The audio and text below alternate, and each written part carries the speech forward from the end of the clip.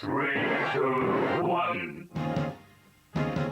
今夜もミュージック君へのラッキー笑い合って抱き合って幸せにほらなれるように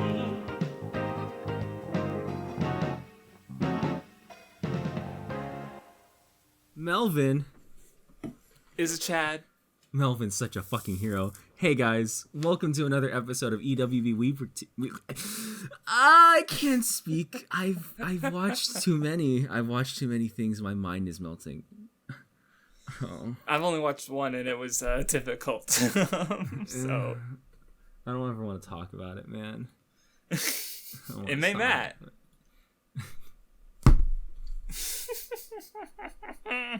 You get to talk. You get to talk for this beginning part. I'm gonna fucking just recover from Yep. that. Okay. So, all right. Yeah. What we're doing? We're talking about Man and Matt's video.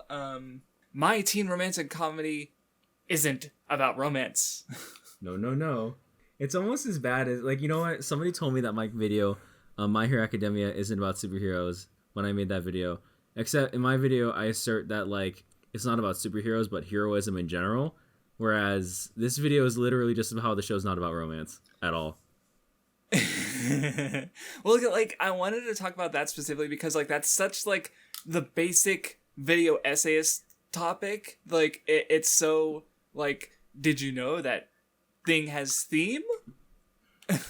Like, and it's just really generic and not interesting, I think, because, like, I don't know. It's also the most shithole obvious theme you could take away from it, which we'll get into it later. Like, you know, maybe I shouldn't say shithole obvious. That's very bad. It is. I mean, one of you say that, and this is the best Man and Matt video I've watched, and I've seen maybe 6, 7, give or take. I've seen 10, and every single one was just as bad.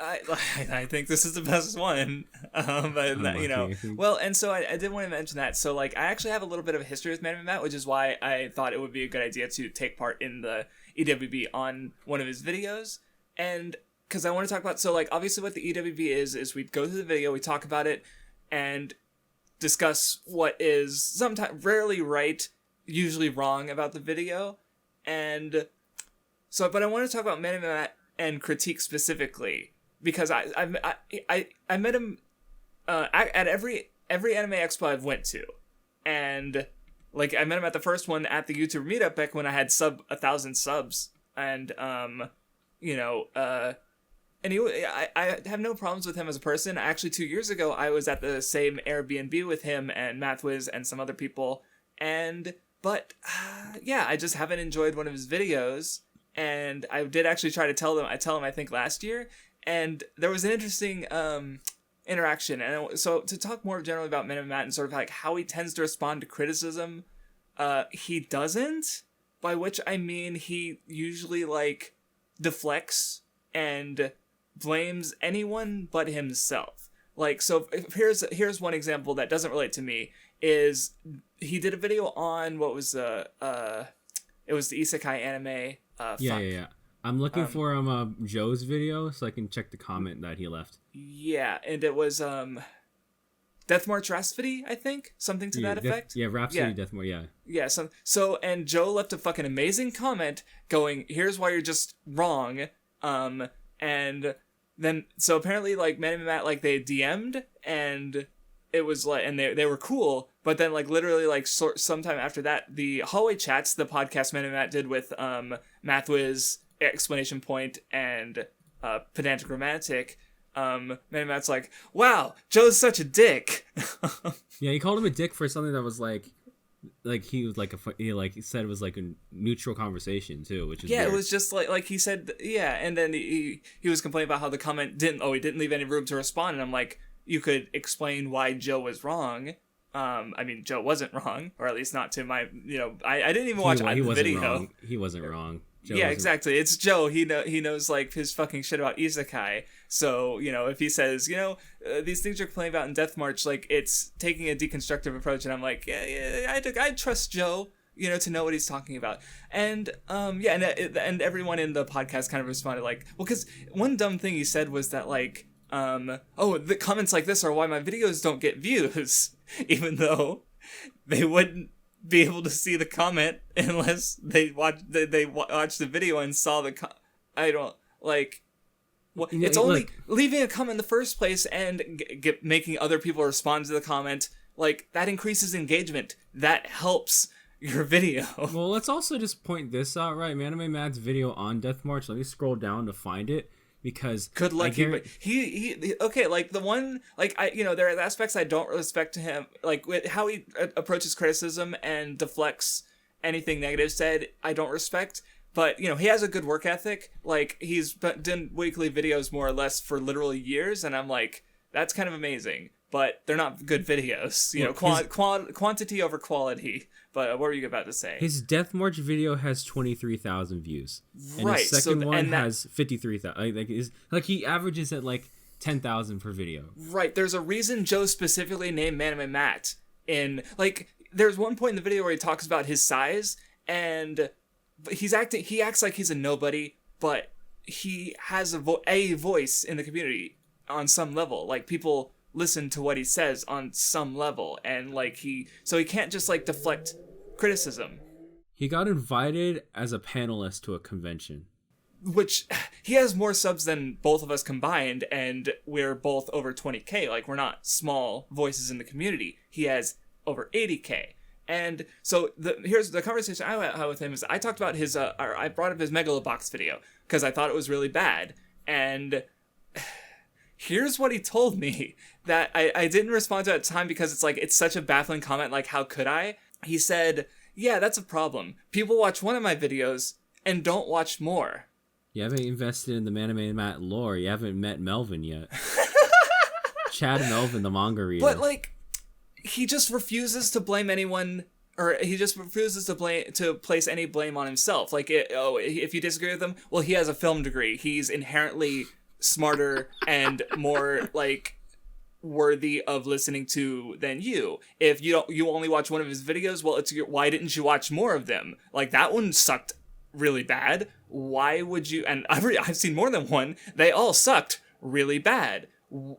How is it my fault that your videos are bad? Excuse me? And just like the kind of, it's just so lacking in self-awareness. It's deflective. I don't, like I said, it's probably the one thing about Man and Matt I just don't like at all. Like, I think if he had more ability to recognize that his content isn't very good, or like maybe it's not what he wants to do. Maybe, I don't know, maybe he just needs to do more research and understand what makes good points. I don't know how he needs to fit. Like, it's just. So Crass, I'm looking at his comment that he left on Joe's video, and I forgot listen to this, right? So where do I even begin? Not going to lie, I'm not the biggest fan of being called out directly, but I do get a feeling as to why you're so upset. First, I think you should know that I'm not a specialist in the world of isekai, so needless to say, I've learned a lot from your video. You are very, very clearly well-researched and passionate about this subject. But I want to preface this by saying that it's not like I don't do research. If I think you just watched my video from the eyes of someone who is an expert on isekai, against someone like me whose specialties lie elsewhere, particularly Western filmmaking. I generally don't share this too often, but I work in Hollywood on film sets and have my college degree in my field. So most of my videos are framed from that perspective, probably causing you massive amounts of cognitive dissonance, since often what I'm most concerned about is explaining the particular techniques used rather than a detailed breakdown of the genre itself and its origin. Which is like, look, it's not true at all. Look, and he's blaming Joe for not getting Man and Matt in his video, like, because, well, look, I've never seen him talk about film, like the cinematography or anything like that in a video. I've watched multiple of his videos. He never talks about that. Well, he doesn't understand it. So let me put it to you this way: I have worked in the film industry. I'm working at a production company, right? So like, Anime Matt has never taken a film class, or at least from what he's talking about, you can tell he's never I have a friend who graduated with a film degree, and when I showed him Anime Matt's video on CG and anime, he was like so utterly baffled that he didn't understand. Like, yeah, that's To interrupt real quick, like what bothers me about the fact that he loves to bring up his film degree, like that's why I laugh so hard is because he said, I don't talk about this often. Like, yeah, you do it every time someone calls you out. But like, if that makes it worse, because I took a community college class on on film for half a semester, and my teacher loved me. Because I kind of like I would understand the story, and like I was the only, we did a whole project thing where we'd like have it presented to class, and I was like one of the, like my group was the only one that actually talked about like, okay, here's why they did these film techniques, here's what the point, and this was back when I was starting my channel, so I was relatively speaking, I was an idiot, but like fairy tale tirade. Yeah, exactly. That was the next year. But anyway, but like my point was that like even just from the community college that I went to for like a year, I still was met with a higher level of standard that I had to put out for my essays than I've ever seen from Man Matt's channel. Like he says film degree, but he doesn't have any level of like standards or integrity for his channel. You have to do research. You have to make like back up your claims with that research, like, and he doesn't do any, like there's something, things the way he words certain things and discusses things in this video that are baffling in like the lack of knowledge or even attempt to know things, that is just, it's just kind of amazing. Like, here's why, right? Like a large majority of film people or film students, from what I understand. This is why, like, if you ever see me talking or hear me in a conversation talk to my friend Moises, we, like, meme on film students. We go, this is a real film student moment. Majority of film students don't, like, know a lot. They're in there because they want... Because you don't need knowledge or research to be a film student. You just need to be good at what you do. Or you need to be serviceable at what you do, right? That's all you need for a film degree. Because...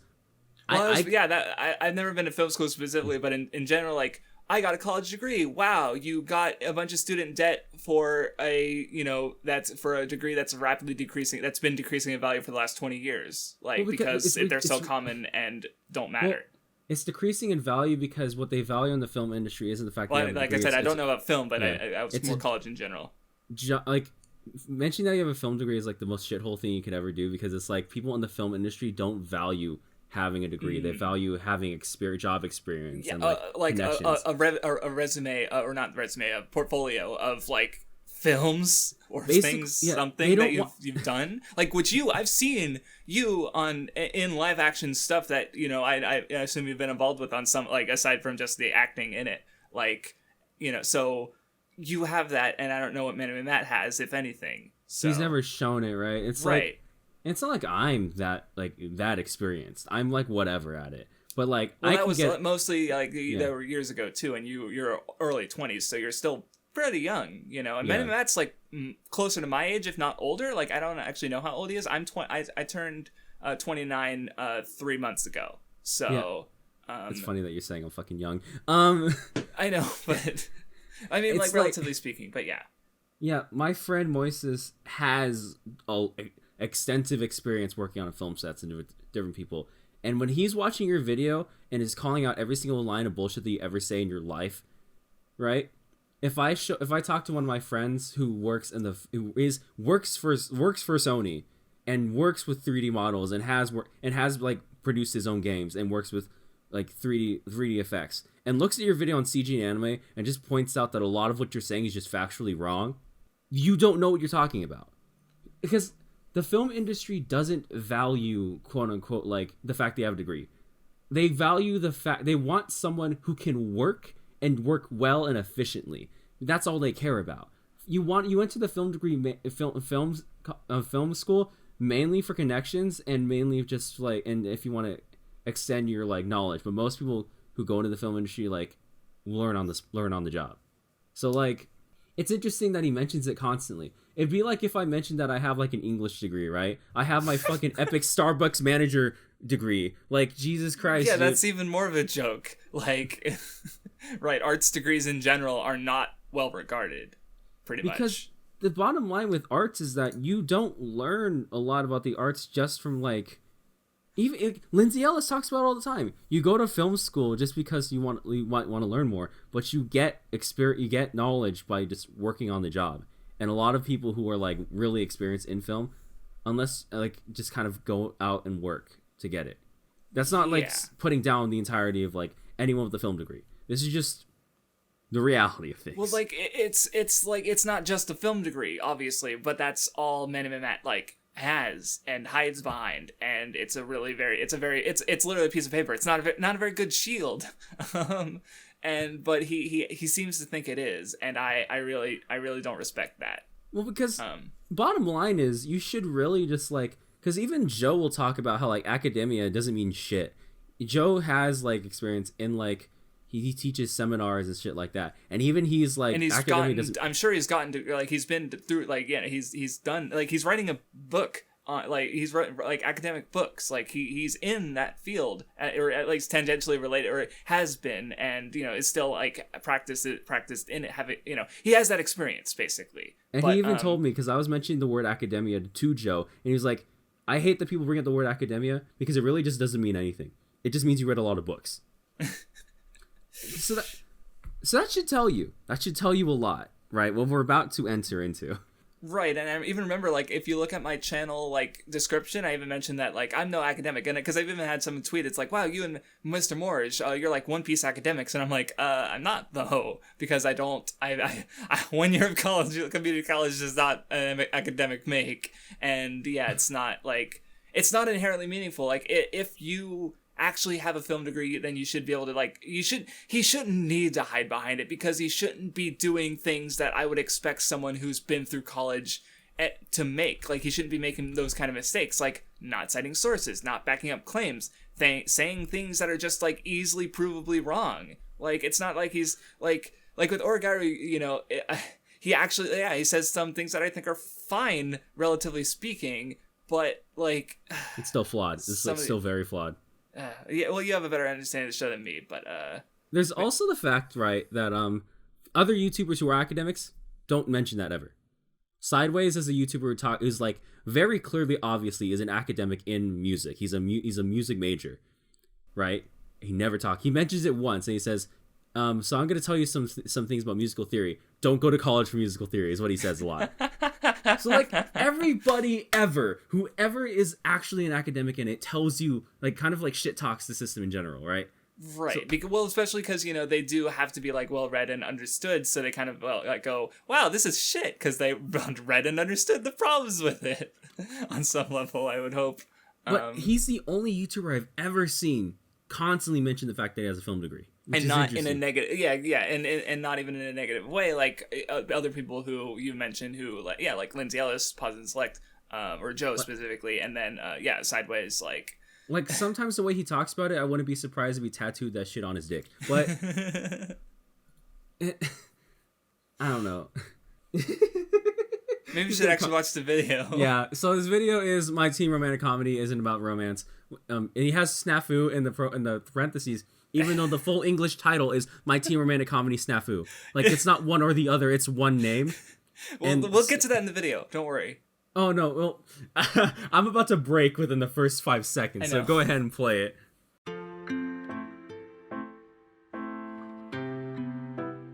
There's actually very few shows that I consistently rewatch. I mean, trust me, with this coronavirus mess, I'm rewatching a ton of shows that I usually wouldn't rewatch. However, let's backtrack to that statement of usually. There are 3 anime that I usually take the time to rewatch each year because that's just how much I love them. There's Toradora, my all-time favorite romance anime with amazing character development and story. There's Pet Girl of Sakurosu, which has always held a special place in my heart and is, and probably always will be, my favorite anime. Pause it.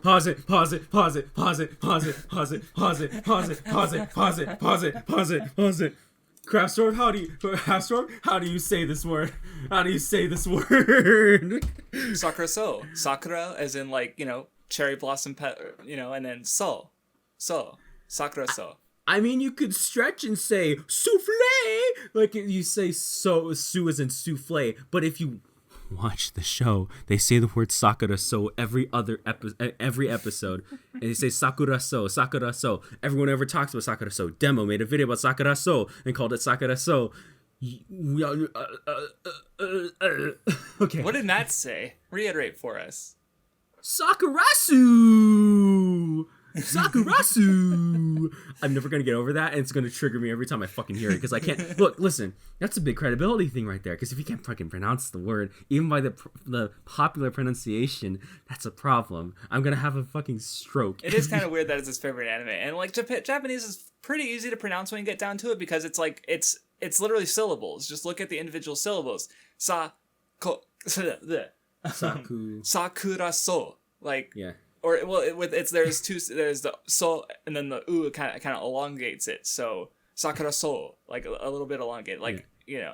It'd be like I make like Nisekoi is my favorite. Nisekoi is my favorite manga, and I call it Nisaikoi. Like That made me body cringe. Right? Like it's making me lose my mind. But anyway, See, I haven't seen the show, so I don't have that like. But Nisekoi I do. I've seen it and read it, so... Sakura So used to be one of my top 10 favorite anime of all time, so that should tell you how I feel about it.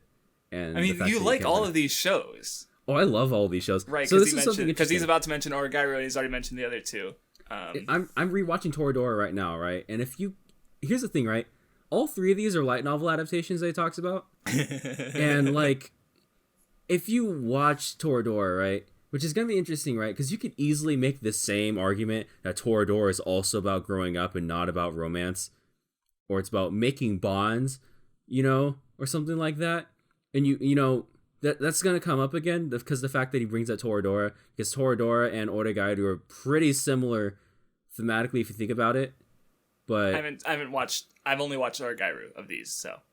Toradora's fucking goated. I'm rewatching it now, and episode 2 made me cry. But... Okay. We'll move on. All I wanted to say was that just like he brings up character development, which we talked about before, but it's just like I don't think character development is inherently valuable. So I just it's just a really common thing to praise when I think like, well, there's other kinds of stories like it just gets too overly focused on. I just wanted to bring that up because he said I'm just like just had that little eye twitch of just like. Well, your Mr. Character Development is overrated. So yeah, exactly.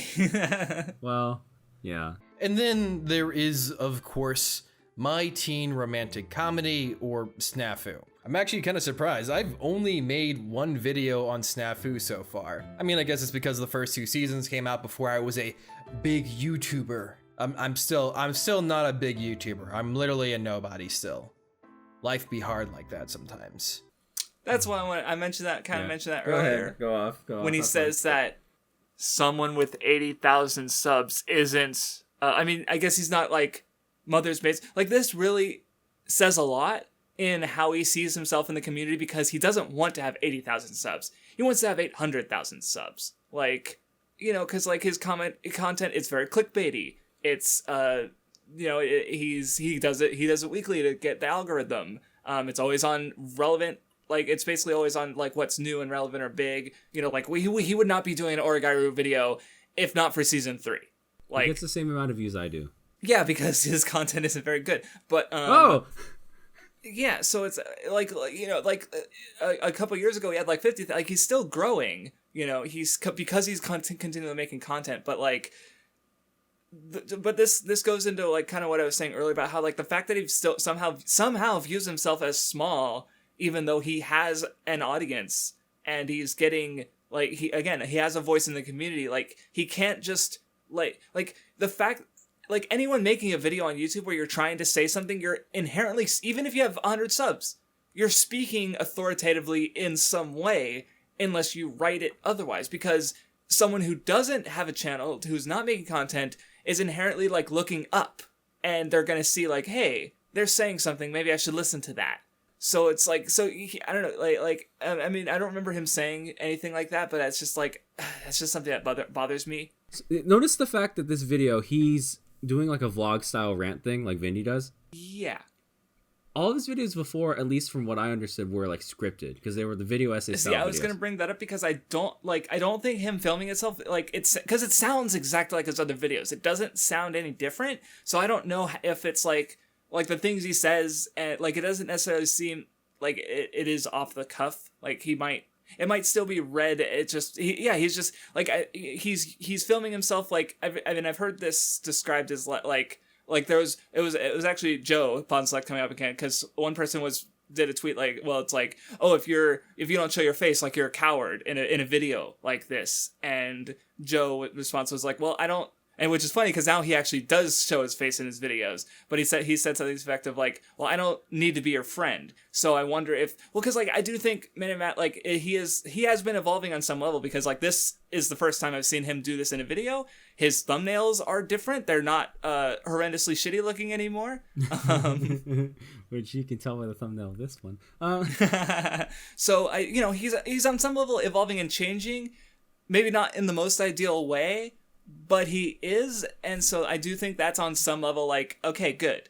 Okay, so now that you can change, maybe understand what you're talking about, find people who are willing to challenge you. And like that's one thing I think that is great about the Weeb Club that maybe someone like Ember doesn't have, or like I think we feel like we've talked about this before, where it's like too many people that don't have that, like Cross or fucking because if Man Matt's the smartest person in the room, then that's a sad room. Okay, that was a bit mean, but you understand what I'm trying to say, where it's like, cause like you read Main Abyss, you watched my Bone Dream video, and you came in and were like, hey Craftsworth, I think you're fucking wrong. And at first I was like indignant, like, and then you started talking and I'm like, you're right, I was wrong. Like, we can do, or, we can do that because we respect each other enough, and we're also, like I liked when we read Monster, and we all had some, like, takeaways that, like, of these different ideas that all fed into each other and the core theme, but, like, we see things in different ways, but we're also all able, like, I like that about the Weeb Club and the friend circle we have, and we read each other's scripts, like, we're able to see things and help each other, like, balance each other out a bit. And Man Matt, I don't think has that, because I'm friends with MathWiz, and they were on hallway chats, but they definitely didn't seem like I don't think they really talk to each other anymore. They weren't doing that podcast as a group of friends. They were doing that podcast as a group of AnyTubers, maybe trying to cross over each other's content and stuff, and they haven't done an episode in literally years. So for anybody who thinks that I think my opinions are fact, and like I don't like anybody who challenges me, you do not see what happens in chats with just me and my friends, where me and Craftsworth and Vinny, where they just shit on me for extended periods of time for things I say, and then even prove me wrong, and then shit on me for being wrong. You mentioned several you constantly need validation to even feel like what you're doing is like you were talking about how like you haven't done an Octage video because it's like a favorite thing and you don't want to fuck it up, and it's like part of me is saying shut the fuck up and do it, but like you still have this like mental block, and you do like you actually do need us to agree with on some level. Like you were afraid to do I don't like AnyTube or Love Live content or Bleach content. Like you have these hangups and like insecurities about things, and having other people to support you is super helpful. And so and people don't see that. Or like, how about the fact that you just rewatched Review Starlight and your score went up by 4 points? It went from literally when you were talking about it, you were like, I might hate this more than Evangelion, and now you definitely like it more than Evangelion. Well, every time I think about it, and as more time goes on, I like it more and more, and I'm kind of scared that eventually my score is going to be a 7. So that's just the world we live in. Right, so it's like, it's not as though you're immutable or always think you're right, because if anything, knowing you personally, the opposite is true. You're more likely to assume you're wrong. And because like we even talked about when we did the review, when we rewatched your Raven Starlight video about how like no one at the time was challenging you. You had people supporting you, and now you came up with you did this bad video that you wanted to relook at because you compared it to the Tirade, where another bad video that I didn't know anyone in the community at the time, so no one was there to challenge me. Maybe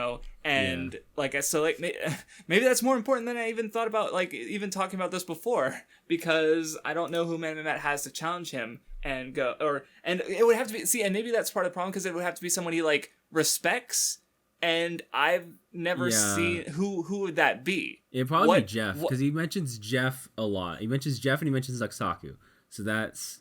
I mean, I don't know. Jeff has been like, I don't know. Jeff has his misses, but at least he's done some. He's had more hits than, at least from what I've seen of Men and Matt. At least Jeff's made a good isekai video. Yeah, and Jeff, like, he was the one who, even if his OP analysis, like, didn't include the fucking lyrics, at least, like, he was looking into things that no one else was. And, you know, he was still, he was making interesting points, even though, like, he was missing a huge factor. And I don't know if he's done more since the Ava video, but hopefully he's, like, I don't know, he talked about lyrics in that one. But he might have, like, I don't know, taking influence from you. Well, I mean, like, to be fair, I made that video out of spite, and honestly, like, better on him for someone who probably likes Ava more to make that kind of video, because I fucking hate Ava. So like, right. Yeah. So anyway, I feel like we've done way more talking about Man of Matt generally than just this video. Well, because look, he's the only one out of every video we've ever talked about who shows his face and attaches himself to the content. Most of the conversation so far has been about himself. I've met him like multiple times, which I can't say about very many content like AnyTubers. So like I briefly met Mother's Basement. I didn't talk to him. I was like, hey, that's Mother's Basement. And you talked to him. He's what the what now. So yeah, exactly. So you know, there is a bit of different context with Matt. And again, like I don't think we have a bone to pick with him. Aside from that, is we just don't think his content is good. Because like I said, I think he's been a nice guy. I just like have lack of respect for ways he goes about things, and you know. Yeah, which is an interesting distinction that I don't think people understand. I can shit on anybody as much as I want. I think their fucking videos are trash, but then at the end of the day, I'm still gonna fucking hang out with them. Look, like, 90 of the time you like call attention to me, you're saying fuck Kraftsdorf. Like I literally, I fucking laugh because I listen to your 2-hour fucking trash taste response podcast, and you go, how do we end this? Oh, I know, fuck Kraftsdorf. I'm just like, okay, sure. Like, and everybody else was in on it too, right? They're like, no, like at least 2 other people were like, yeah, fuck Kraftsdorf, and like it's just this is, you know, usual for us, and I guess some people. I was gonna say because even bringing up the trash taste response is that people who aren't creators just don't see it that way. They see it in more of like a tribal fan base way. Like you say something bad, therefore you must hate them or stuff like that. Not that AnyTubers don't do that, like what Digi with Kraftsdorf is too much of a coward to say he hates me to my face or whatever it was. Fucking legendary tweet. Look, listen, right? I think I said it on my stream, right? It's like I made that entire podcast about the Trash Taste podcast. CDog VA liked the tweet, and Gigux still is a mutual of mine. So like, you know, you can't like. There's got to be a level of like creators understand things way better than fans, and another example in which I've really felt that is as someone who's written fan fiction, yes, but stories. I feel like I understand writing differently than someone who hasn't, because I've experienced things. So recognizing like the ways like my own brain affect and subconsciously show up in my writing, or the process of writing itself. Like having experienced these things makes me like I've been writing a Precure fan fiction that's in the style of like the episodic thing, and every chapter I write I have more respect for the people who do these episodic children's shows, because they have to make one entire conflict per episode, and I'm like, are you crazy? How do you do that? Like I'm in like chapter 7 after like several months of it, and I'm like, how the fuck do you do 50 episodes a year every year? Are you real? Like there's things you don't understand until you've done it.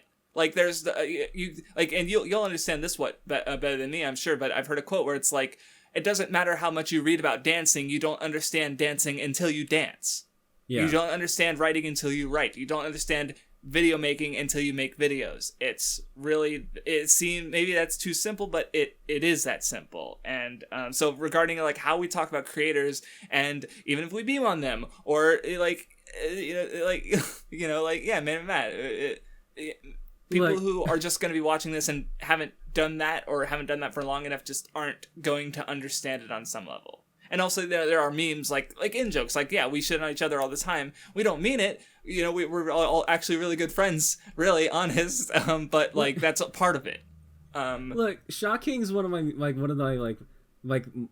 could say we're friends now because we've been talking for like a straight year, and every time she has a bad take, I call her out on it immediately, like publicly, and we argue about it on Twitter, and then the next day we're just fucking shitting on each other again, like memeing on each other. So it's like, I feel like people don't understand that.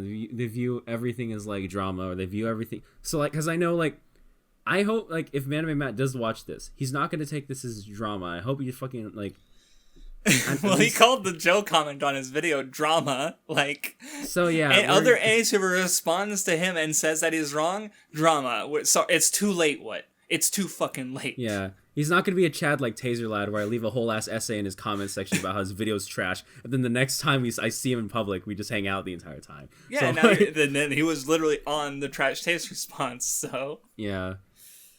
Well, all right, let's continue. We've been talking for a long time. because it's more general than about like I just said anyway. But it's just one of those anime I always come back to because I always have the thought, was the dialogue really that good? And the answer always ends up being yes. Yes, the dialogue is just that good. I just love how the first episode of this anime is just a giant middle finger to all other anime. No big crazy world or no forming a new club with your close clique of friends. They literally shove the two main characters in a completely empty classroom and just let the dialogue flow. I know this doesn't sound like much, but trust me, this is a huge flex. Like, there's literally only 2 chairs in this room and nothing else. They're basically saying, hey, you can't beat our dialogue. We are willing to risk starting nearly the entire first episode of an anime in an empty classroom where our 2 main characters just sit down and talk to each other for 15 minutes and nothing else happens. And you know what? You're gonna love it. I'm sorry, but Nuxtaku would be so proud of this kind of flex. It's just so ballsy to start an anime out like this, and I feel like if you pitch that to any producer now, they would just laugh in your face. Okay. Man, there was a lot fucking wrong there. See, if he just stopped it like, wow, or a guy who has good dialogue. Yes, true, agreed. I like it. Hey, Craftsdorf, have you heard of this niche anime called Bakemonogatari? Well, yeah, which is just style. Well, like, okay, empty room with no other chairs in it. There were other chairs in the background. There were other things in the room, even if they weren't like important to this. There's also Chihaya Furu. There's also like every other anime we've called a club, right? That starts out like that. There's an empty club room. There's Yuru Camp, which is literally about what he's saying is that it's just the dialogue, but like, and here's another thing that bothers me about like we mentioned lack of research. He said like, oh, if you pitched this idea for the first episode of an anime, you'd be laughed out of the room. Origairu is a light novel adaptation. It is based on, like, before they made the anime, it was already successful. In other words, there would have been no laughter if someone went, hey, we should adapt this popular light novel series that is selling well. Ha ha ha ha ha. We don't want money. Ha ha ha ha ha. The first season did well enough that they, like, I don't know, that season 2 looks so much better. I assume it would have better production because it was more successful. They gave the studio a feel. They give the studio a feel, and I guess they had a different director and stuff like that. Then right. I take it back. No, Craftsdorf, you're wrong. Now you have to pay. But like, it's enough of a safe bet that they made a third season X amount of years, like what, 6 years after season 2. Like, that's why the dialogue is good, because it was written in a book before it was adapted into an anime. That's why they just sit in a room talking for basically the whole episode, because there doesn't need to be a visual component to factor in with an original anime or even a manga. Hey, Craftsdorf. I'm going to list some names out right now, and I want you to tell me what the similarity is between all of them. All right? Towaru Majutsu no Index, Towaru Kagaku no Railgun, Monogatari series, fucking, what else? Fucking, ReZero, and Origairu. What do they all have in common? You like them. Well, that's true. But no, they're light novel adaptations. They're light novel adaptations who had seasons that were highly anticipated come years after they've been, like, okay, yeah. Towaru Kagaku no Railgun T, that came out like what? Well, I haven't watched like a couple of those, so yeah. So like, they have to be popular first, right? And arguably, it's funny that he thinks he's not. Toradora is one of his favorite, one of the things he rewatches all the time. When Toradora's first episode is entirely internal conflict, internal monologue, right? Right, which again is something that would work in a book differently than it would in anime, where like, yeah, these, I assume these are also good like like I haven't read the initial novels, so I can't say, but I assume they're good adaptations. Like they're good like, well, at least Origairu is a good anime, and I assume the book it's popular, so I assume it's well, I think it's well written even just from the anime, like, so I assume it's also like a good book. Like, I just think that's a reasonable assumption to make, and I assume, at least to some degree, even if like the anime is better, more, like, I assume to some degree that's similar for Toradora and Sakuraso. So yeah, it's just all like a lot of light novel adaptations, if you notice, are wordy, like extremely wordy. And like the idea that ReZero had a whole episode 18, the best of the show, was 2 characters standing outside and talking for the whole episode. You know what else has a lot of What? You know what else has a lot of characters sitting around rooms talking that gets criticized for it, yet is still one of the most popular anime of all time? Just a little show called Sword Art Online. Yeah, it's almost like characters talking for long periods of time and having these extended dialogues is going to be common in light novels that are being adapted and have been adapted for the last decade because people like them and want to see them animated, and producers go like them because money. Let's talk about. And the fact that baffles me is that he doesn't seem to understand the most like basic thing. You literally go on My Animalist, it's like not light novel adaptation. Like there's a section on Mal for it, and yet he doesn't even begin to think of how that might affect the series, or like, and this isn't the first time he's done this, because in his first Megalobox video, I think he said he did another one, and oh yeah, no, that was the one you were telling me about, where he is the entire thing he was trying to say, like, what, yeah, like, he was talking about nostalgia, but go on.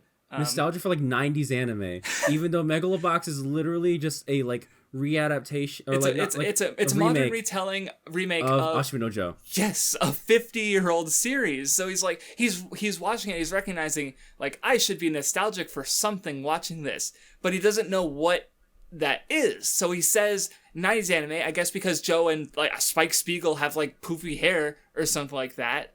Not the fact that it's like a lot of the characters and tropes and like a lot of, even some of its thematic elements are like direct references to Ashino Joe, one of the most important anime and manga series ever. Wasn't the name in like one of the credits, one of the things that says like the Joe Project, or like yes, there's like 50, like the Boxing Glove 50. Like you'd think he saw that, maybe would ask a question, and what is that? Or even look on Twitter Google once in his life and like see that everybody was talking about Ashino Joe and Megalobox. Like, right, it's like the lack. There's just zero like curiosity or will to know more about what he's watching beyond what he's watching. Like more beyond his own understanding, because we've right. established that he's only interested in what he believes, and like any other thought outside of it, it seems like he's like. He's the very much kind of person who rejects anything that does not align with what he believes. Like from his 2 manga videos, that's very much apparent. Like he literally said that he's deathly afraid of reading manga because of how he might like it, right? Or it might like affect his viewing experience, which that's something about like, if I read the manga, then I can't watch the anime, which is what I say. But you know what the solution to that is, Craft? You say it the other way around, or no? Yeah, you do say that. Yeah, but you know what my solution is, Craft Store? You watch the anime first. I watch the anime first, and then I go back and read the manga. Right, and then because sometimes, guess what? There are anime that are better than the manga. Your Lie in April, Hidamari Sketch, like it happens. K-On! Oh god, have you started that? I have to start it. It's not as good, like not even nearly the as good, anime right? complete. Well, like there's differences that I think but the anime just overshadows it so much that I'm literally sitting there reading. It's like, do I just not care about K-On! And these characters anymore? Or is it just, I don't know. Well, we'll talk about it. Remember that Naoko Yamada is a fucking god. So like, you know. Yeah, and it's also weird that the parts of the anime that are iffier, they just came from the manga. So yeah, like basically, if we're looking at that, the like research aspect, he's very clearly not showing any. It's showing problems. Like we brought up Mother's Basement before, and he's someone I actually like, and I you've also done this, and I mentioned that I respect it, where he'll like Goblin Slayer. It aired. A lot of people were like, "Wow, this sucks. This is edgy. This is problematic." But Mother's Basement actually went, "I'm gonna read the manga," and it's like, "Wow, manga's decent." You know, like say what you will about like Jeffries, though. he'll do some level of fucking research and actually because guess what, if you do this you understand both better. Like he in not reading the MHA manga, he just doesn't know as much about MHA as people watching his videos. Well, people like Giguk and like even the Anime Man do the same thing. Like even the bigger YouTubers are doing things like that because they also on some level understand that, right? So it's very interesting that he's doing this, right? But I think it's just his personality just rejects everything that goes outside of what his understanding is. Because it's one thing if you don't want to ruin your viewing experience. The simple solution is just tell people, if you don't want to read the manga, I won't do it right now, and I'll wait till later. And if the anime is boring me to death, then I'll just read the manga, which is what I do. It's not that hard. It's literally the most brain dead thing you could do. Yeah. And what I'll do is I'll watch the anime first, and even if I liked it, like if I just want to go through the story faster, I'll try the manga because it's like I get the same basic story but in another form, so that way like it's a slightly different experience, and that way like I understand both, and I now know more, you know, because otherwise like it's like one problem I have on my server is we talk about Metal Gear Rising, which I love, but people on my server are like, oh, it's not that good compared to other character action games. Oh, it's not a very good it's addition to the Metal Gear Solid universe. And I'm like, well, I don't have fucking time to play more character action games or Metal Gear games. So it's like, I have a little bit of frustration because I don't know as much about this game as I could have. And like, so I just have, I guess he doesn't feel that. He doesn't want to know more about MHA and where these characters that he likes and their character arcs and the set, and he doesn't want to see the differences and see what the anime took away. Or maybe it's things that he added that he might appreciate more if he knew that they are original. Because like, again, with the anime that are better than the manga, like, you know, as much as I love the Hidamari Sketch manga, I like the anime more because of like what it adds and how it understands the material in ways that the manga doesn't even really capitalize on, and it just makes me appreciate the anime even more. And he doesn't, like, I guess, and maybe that's the core problem with this channel, he doesn't want to know more. He wants to act like he knows everything. And he can't blame anyone else for his mistake, or he can't blame anyone, or he can't blame himself for his mistakes, because he has to know the most, he has to be the smartest, and, like, I don't know. It just seems... Sure. Yeah. It's really ironic that he's making an Oregairu video then. It's extremely ironic that he's making an Oregairu video then. You know, that's like highlighting a lot of things right now. That, especially the fact that he's not taking away the romance aspect of it, because Hikigaya doesn't discover that aspect until the third season, or like isn't consciously aware of it until the third season. Yeah, he's kind of because I think he would have done this video before, like literally I think it was the most recent episode of Oregairu, well, okay, where he literally says love triangle, which goes to get like completely goes against what Matt like is viewing in this series with this fucking video. Even in season 2, you should have taken away that it's a romance series. Well, like, I mean, so that obviously obvious. From the title, you should have taken away that it's a romance series. Well, we're gonna pretend that the show is just called Snafu, and just pretend that the first half of that doesn't exist. Oh yeah, I did mention that before, but did you notice he says like, "My Team Romantic Comedy," aka Snafu? Yeah, even though the full title is Team Romantic Comedy. Well, Snafu. that's what I thought it was gonna say, aka Oregairu, because that's what we've been calling it, because that's an abbreviation of like, you know, normal abbreviation of a long title from the original Japanese. But then he didn't do that. So yeah, I guess he's not a Chad enough to say My Team Romantic Comedy Snafu, aka Yahari Ore no Seishun Love Comedy wa Machigatte, right? He's not gonna fucking say that shit. Yeah, and so here's the other part that because we've been bringing up the Trash Taste podcast response recently, and where one of the things you had to respond to was, I think it was Sea-Dog who was saying like, small YouTubers just make videos for other, you know, small YouTubers being like in the 10 to 100K range, you know, small like you and me and maybe Matt. And then he's like, they just make videos for other YouTubers. And then here you have Matt saying, Next Taku would appreciate that flex. Like, yeah, it comes off as extremely ironic. That part was weird. Like, so aside from that, he's also just inherently misunderstanding like why that would be the case if the show is right. is that these relationship with these two characters starts in this club in a room with two chairs and nothing else in the room, but as the show goes on, the room starts filling up with like a table that connects them, even though Hikigaya is often at the end away from the two girls until he's not in the best scene in the series so far, where he breaks that framing visually like a film technique. And like how do you not get that?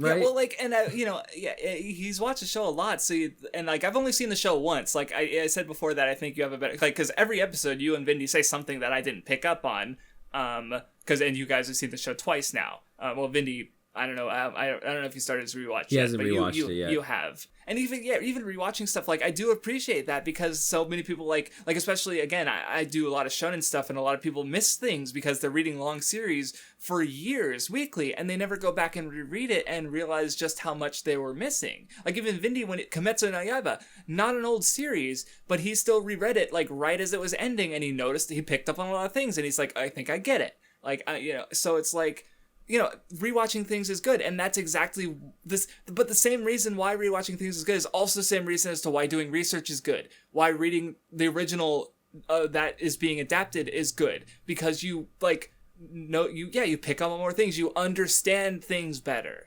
Like, I think you're bullshitting me, Craft Dwarf. Yeah, you're right. I'm just saying words. I mean, this man rewatched it. He rewatches it every year to figure out the flex or who the fuck knows. To flex with Nentaku, Nextaku, I don't fucking know. Let's keep watching. Play the video. Well, either way, so obviously I just finished my annual rewatch of Snafu, which is great because season 3 is just around the corner and I wanted to have it fresh in my memory. However, there is one other reason I like watching these 3 shows annually. And that's because every time I've rewatched these 3 shows, I've seen something new in it. Rewatching anime is great because you can miss details on your first, second, or hell, even your 10th rewatch. And you know what? I'm gonna be honest with you guys. I've missed a lot through my first few watch-throughs of Snafu, Toradora, and Pet Girl Sakurosu.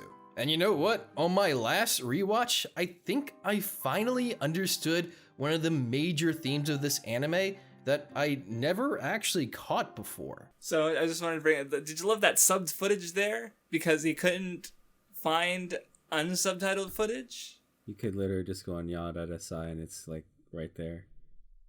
I'm what Mr. Mac user, and I figured this out within like weeks.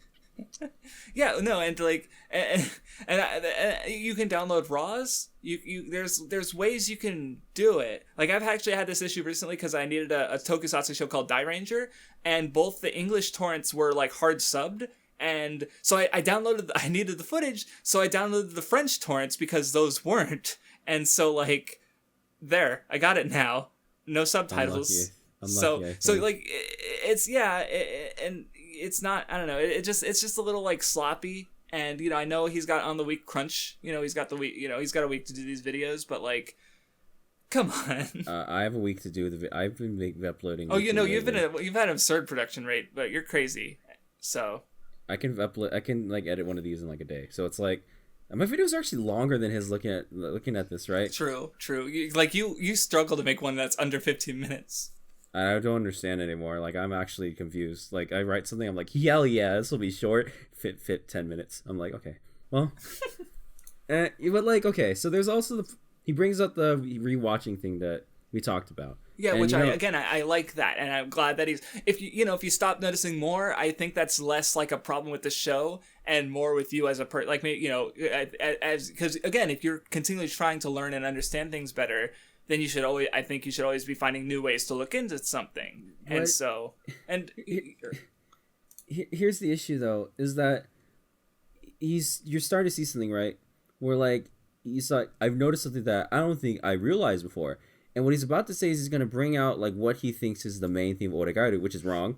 I mean, not necessarily wrong. Well, it's like I point at a tree and I call it a green instead of a tree, right? Like that's what it is. Yeah. Well, like, so I guess to talk about reading in general, I think real quick, like, I think there is definitely like, room to make like, okay, this is the core point of what the, and what that would be like, okay, what ties the most things together.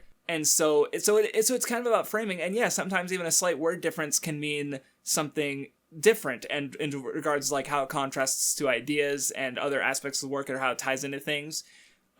So basically our argument is, because I don't even think what he's saying is necessarily wrong, but he's the way he's framing it as like, oh, this is the core point of Origairu, and the other core takeaways from the show don't matter as much as what I'm saying. Yeah, that's where it's wrong, right? So like, okay, it's kind of like when we were talking about our first ever EWB, where the person was consistently talking about My Hero Academia is actually about loneliness and inadequacy. You could take that away from My Hero Academia, right? But that is because, not the fucking main thing. Because obviously it's a shonen series. Unity is going to come up, so loneliness is probably going to come up, because they're opposites and they contrast each other. Or like Naruto is a great example, because they literally frame that exact same thing as Ashura and Indra, where you have Ashura who worked with Unity and Indra who did things alone, and you can read that into Madara, Sasuke, Naruto, etc. Like or inadequacy. Or like there's Bleach. There's Bleach, which is literally about loneliness. The Fullbring arc is literally about loneliness. Right, and like you can read any thematic concept into any work, but whether it actually has meaningful like messages, that depends on what you're able to like see in it from that, and like the conflicts and how the on some level how they're constructed, like deliberately or just intuitively based on this the more subconscious side of writing. But so and yeah, like, and what he basically he talks about growing up, and like, yeah, the characters are stupid fucking kids, and on some level, by like changing as people, they're growing up. But is that really the best way to read Origairu? Read into it? I'll get into that once I hear him say it, because once you say it, and I wanted to talk a little bit. Yeah, well, I wanted to break down. Before we get into it, I want to like, because again, what he's saying isn't wrong. It's how he's framing it, and that's kind of what I wanted to, or not necessarily or outright wrong, and that's what I wanted to like stress, because, and especially because like we're more used to reading into things, so like how we like because I don't like the idea of like your interpretation is, or your takeaway is just wrong, because it can be, it's incomplete. But that doesn't. But I don't want that to be what to. I want to stress that that's not what we're saying. It's again not what he's taking away is necessarily, but the issue is that he's inherently denying one of the core themes of Origairu. Right, he's the one who's saying that if you read like love and romance into Origairu, you are wrong. Like that's he's the one saying that. We're not saying what he's saying is wrong. He's saying what the title is saying is wrong. What the show is saying is wrong. And if you watch the end of season 2 as well as what's happening in season 3, then he's 100% factually wrong. So just like, Right. And by the end of season 3, he's going to be even like 120% factually wrong. He's going to be omega wrong. But like, we'll get into that. Go ahead and play it, because I don't want to like fucking address it. The snafu isn't about romance. It's about growing up. You see, each of the 3 main cast members represent a different part of becoming an adult. Hachiman is knowing oneself. At no point in the show does he ever doubt his own mindset. Irony. He does have it challenged a lot, but he never loses control over what kind of person he is. Hachiman is comfortable as who he is. He understands his strengths and his weaknesses, and is also able to play to them well. Actually, almost kind of to an uncomfortable extent.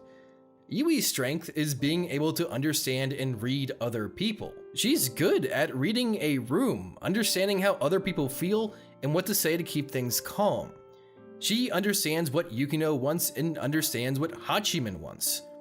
And finally, there's Yukino. Her ability is independence. She is able to achieve amazing goals all by herself. She can do just about anything she puts her mind to and is always willing to work hard. And if you put the 3 of them together, as the meme goes, you get one functioning adult. Okay, yeah, so that like, yeah, when he got to Yukino, that's when I was kind of like, well, that doesn't seem quite right, especially like literally the last episode when Haruno's like, codependence. You are overly dependent on each other and not independent. Like the show is literally like stated he's wrong. Like with Hachiman, yeah, sure, Yui, sure, what he's saying is mostly fine. At that, not what he said before that about it's not actually about romance. Well, okay, I want to systematically break that all down. Okay, so if you've been watching Origairu at all, you understand that they've been talking a lot about something they refer to as the real thing. until season 3 they didn't tell you what the real thing was, but it's so heavily implied because the entire time they've been looking for it, and it's always centered around these three. And by the end of Oregairu, it should become crystal clear because by then they've had like several dates with each other, quote unquote, or they've been like trying to get each other about their feelings. And by the end of season 2, Yui in particular really does not want the real thing. She keeps complaining about the fact that the club has to be certain things like a certain way. Why do we have to like find the real thing, right? She keeps talking about that because here's the thing.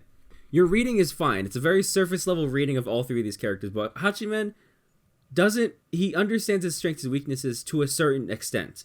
He doesn't understand what he wants, is the entire thing. The reality is he understands his own perspective of what he thinks he is rather than what he actually is, right? He thinks he's right. some weird... Look, the opening montage. If you don't listen to the opening montage of the show, even the first time, and I went, yeah, Hachiman's a stupid fucking kid who doesn't know what the fuck he thinks he knows, but he doesn't. Like, right? But go on. Sorry. Like, that's why I said irony, that because like the whole point of Hachiman is that he doesn't know what he's talking about. He has a surface level understanding that's marred in like his own personal experiences that he keeps rejecting. Cynicism, right, exactly, yeah. Yeah, and then there's Yui. Sure, Yui can read a room, but she cares too much about what other people think. Well, he kind of gets into like how those sort of lead to their flaws, kind of. But with Yui, he does mention like she's too much of a chameleon, basically, which is true. Yeah, that's the finest reading he has here. And then we get to Yukino Yukinoshita, the character who is literally defined by the fact that she wants to do things by herself but can't, because every time she tries to do anything by herself, people deny it from her or she fails at it, which is like a whole big thing. Right, because her family hasn't allowed her to do what she wants, and that's kind of like that's season 3 right there. Like that's season 3. Point. Is that because like if you look at everything that happens in Oregairu season 1, season 2, everything she accomplishes is only possible because Yui and Hachiman were there, helping her and supporting her in some way or another, opening the avenue of opportunity for her. And that's the point in every single scene like that. She can't do anything by herself, and that's what she wants to do. Right, trying to be like, yeah, he's seeing her as independent when really that's what she's trying to be and isn't, and that's literally like what's happening right now as of like, well, when we are recording this, like what episode 4 was the most recent one. So, but yeah, it's so like I'm watching this, right? I'm watching like and listening to him say these things about it. It's like if you rewatch Oregairu this many times, you should be catching on to the fact that Yukino is like super unconfident. Like everything about her is like this lie that she has to put on, right?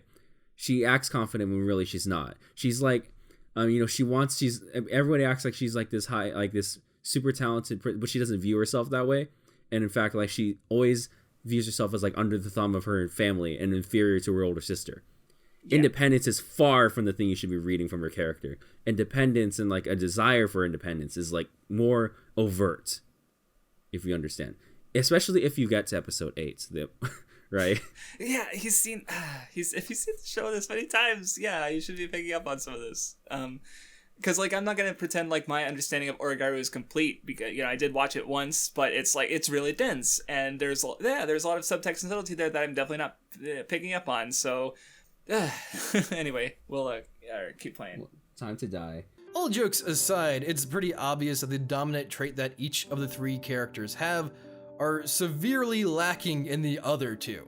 Hachiman is okay with reading situations, but is terrible at reading them when he's personally involved. And Yukino severely struggles with reading situations and understanding other people's emotions. The same thing with Yui and Yukino when it comes to being comfortable with who they are. I mean, a major arc of the show is Yukino being afraid that she is just copying her sister. She has trouble understanding her own emotions and what she feels. And then Yui is kind of in the same way, but to a lesser extent. She is seen changing how she acts when she is hanging out with Hayato's clique and trying to fit in. And finally, the most obvious of the 3 traits, Yui and Hachiman are not independent in any way, shape, or form. He went and bounced around, and like he started saying they were like opposites, but then saying they were like doing like the same. I was like a roller coaster of like what was he trying to say? like how? Well, basically, he says like, okay, Hachiman is self-aware. Apparently, Not Yui true at is all. Yui is able to read the room, and Yukino is independent. And then he's saying like that because they have these strengths basically, but the others are lacking in those strengths. So Hachiman and Yui aren't independent. Yui and Yukino lack self-awareness, and Hachiman and Yukino can't read the room. Okay, Is basically what he's saying. I feel like if you watch Oregairu, you should kind of take away that all three of them are kind of like similar in the things that they're lacking, just in different ways, right? So like, okay, Oregairu, like Hikigai Hachiman, he can read a room actually. He's actually super good at reading a room. He just rejects it, right? Because if you watch him and you watch the way he like looks at other people, he just doesn't know how to interact with people. He's super good at reading the room. He just doesn't like he either doesn't care or like puts himself out, goes out of his way to make himself the villain on purpose to make people uncomfortable. So throughout the show, that's kind of like shown that he understands the way people are used, that he like on a base level understands the room like Yui does. But just like both of them, they don't look deeper, right? Mm-hmm. Yukino also is good at reading the room. She just doesn't give a fuck. That's like her thing. Right? That's like all three of them are pretty good at it. They just one of them doesn't care. The other one hates himself too much to care, and then the other one is like a chameleon that needs to care if she wants to survive. Like that's what you should be taking away from that. Independence, all three of them, codependence. Literally said in episode 3 of Oregairu season 3. And then there's the whole like self-awareness. All three of them are pretty like the same level of self-awareness. They all think they understand themselves, and in reality they don't. They have a surface level understanding of what they understand about each other. Like Yui knows she's a chameleon, right? She says it in episode 2 when they talk. She says she's a chameleon. She understands that, but she feels as if she needs to be that in order to live, and that's the only way she's ever lived. She knows, she's aware, she just doesn't know what to do with it. And then there's Hachiman, who's super not self-aware of like he's self-aware of what he understands and not like what he actually is. Irony. And then there's Yukino, who is also self-aware.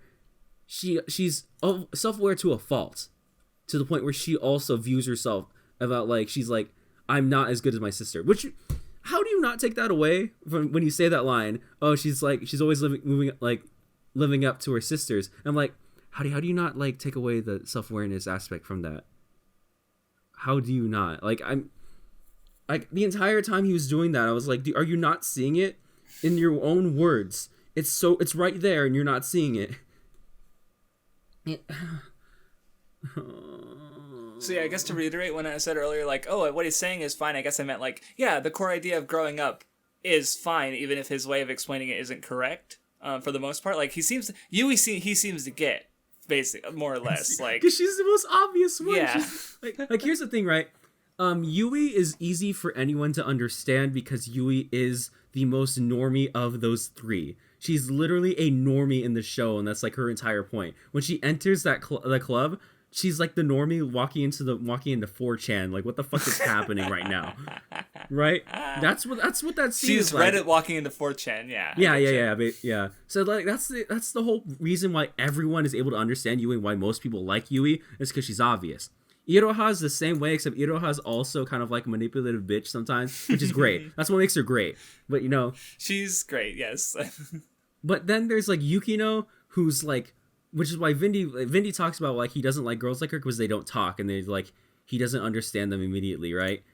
Which should clue you in on some things, because like the fact that he like she's not obvious to understand should kind of clear give you some hints as to that. And then there's Hachiman, who people always there's the entire video about Hachiman's philosophy, and there's comments going like, yes, fuck women, I hate them, kill them all. It's like, That's why I say Hachiman is obviously a child, and like what he says shouldn't be taken seriously. Because like, look, one thing I'm glad for, I guess, for as low a bar as Mary Matt can be, like he doesn't hit the lower bar of Hachiman is rewarded for his actions. Like he recognized that he's a complete fuck up. And like that's the point right of like so all right. Yeah, like okay, like here's the thing, right? I feel like if you sympathize with Hachiman on any level that isn't like feeling that he's wrong and feeling alone like him. Or maybe because when he there was one bit where he's lying in bed and he remembers the past thing and then it cringes and that's a relatable thing, those kind of basically you should be relating to him because either you are him and you're a stupid child who thinks they know the world and you're yeah, and then or you were him and you're oh my god, you stupid fucking idiot, shut the fuck up, shut the fuck up, shut the fuck up. You shouldn't be sympathizing with him being yes, look at this king, this hero. Right, those are the children, exactly. Yeah, like Hachiman. Yeah, play the thing. I can't myself. Especially Hachiman. Sure, he goes out of his way and tries to accomplish goals by himself, but he almost always fails. And not to mention, there's a constant joke that he despises all forms of hard work. And Yui is, to a lesser extent, known for not being able to accomplish goals independently. Not to mention, she is also not much of a hard worker. What the fuck? Okay, hold on. So, I don't know where that came from. Hard work beats talent. Oregairu is Naruto.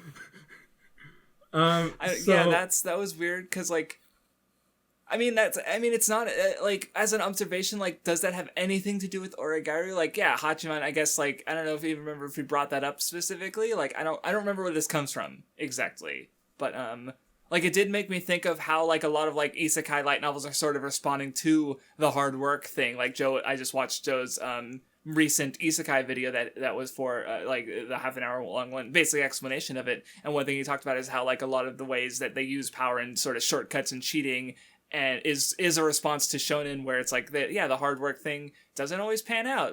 Sometimes people are just, don't do much and then get rewarded for it. Sometimes people work hard and don't have anything to show for it. So that was just a completely random association where it's yeah, I guess, okay, you can almost see that basic idea with the Hachiman joke. But what he's responding to apparently, but the way he's bringing it up very tangentially and it shouldn't be in the video. Just remove it. It doesn't add to the point. It doesn't. Well, there's also the fact that literally Hachiman works hard. They constantly talk about how Hachiman works hard. Too hard to the point where he villainizes himself and makes himself the enemy. That's something they say. He says that shit because he's lying to himself. Hachiman lies to himself a lot throughout the show, saying that, oh, I'm a weird lizard person. This isn't for me. I don't work. Not a hard worker. I slither out of jobs. Bitch, he's the hardest one. He's the hardest worker who does things for people. He just finds his own way to do it. Yeah, it's like I said, it's so weird. And that's the whole point of the show is the independent thing. They're all codependent. Literally, that's the point of the show. And and then there's Yui. Yui also works hard in her own way. What is this point you're trying to make? I hate it. I need to make that video about hard work. How hard work is such a shithole thing to say in a video. Please. Because most series critique hard work, and how hard work don't mean that much. Even Hajime no Ippo. Or it's not a thing, or it doesn't matter that much. Hajime no Ippo is literally in the story. They say not everyone who succeeds works hard, but everyone who has succeeded worked hard. That there's a distinction there, right? Yeah, and they do have it comes up Takuma versus Hawk, or I think it was Ippo versus Sawamura. They mention how but there's also so much else going on in those fights that it's not necessarily the most interesting takeaway, which is my thing with it. It's just fucking boring. Hard work, in the rawest form. It's that American. I think it's an American thing because Americans. No, because that's the American dream is you work hard and you can achieve any dream. Which nowadays it's we recognize that the American dream is bullshit, and most people going to school now aren't going to be able to buy a house on their own. And with how things are going, it's what's the American dream now? It's we recognize, yeah. So, but we still have a lot of cultural grasping onto this idea of hard work as if it's something that can make you achieve anything, and people maybe grasp onto shonen stories because of that. Even though it's also not. There's way more to success and power than that. Because the Japanese view hard work is something that you do now, you're supposed to do anyway, right? That's something they all kind of sort of view, that everybody has to work hard. That's just sort and say you have a hard worker. Like, yeah, there's the tiger and dragon thing where, yeah, if the talented one is lazy and, you know, or not putting in all the work, yeah, the tiger can beat the dragon even though that's against the natural order.